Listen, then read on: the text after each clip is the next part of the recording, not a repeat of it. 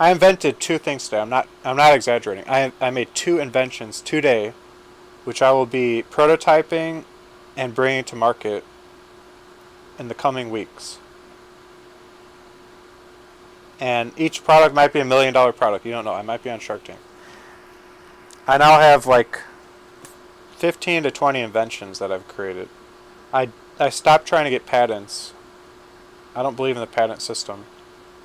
So I just invent it, sell it, then make it.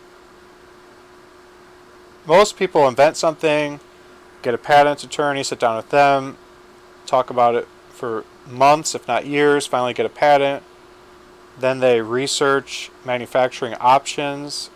They save money to possibly get a run made and get dies and molds made to mass manufacture the parts. They might pay a prototyping company to develop the prototype, or they might do it themselves and they'll create some crappy prototype. I don't need to do any of that.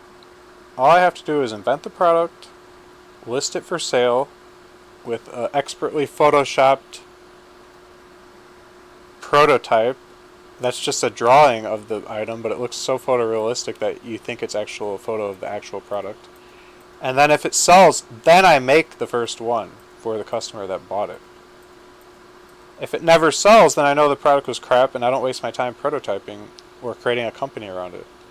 If it sells, then I know there's at least some demand and I make that one.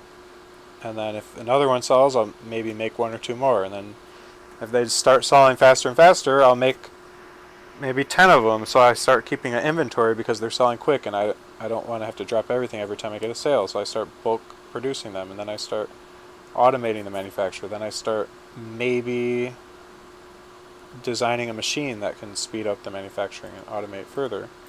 So that's kind of my idea of what the proper workflow is at starting a business. It's the lowest cost barrier to entry.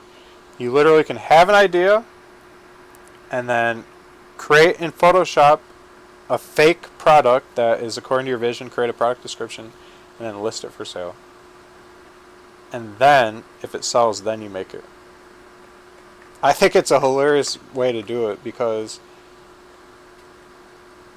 it's completely counter to what anyone else would normally do. But it gets your idea out there immediately, and that way you're not all talk. And if your idea is crap, which most people's ideas are crap that will never sell, you don't waste any time. The only time you wasted was creating the listing and creating the product image. I think it's the best way to do it. It tests the market on your idea immediately. And you can develop the product with each customer you send it out to based on their feedback. You can improve on the product and iterate on it until it's really good.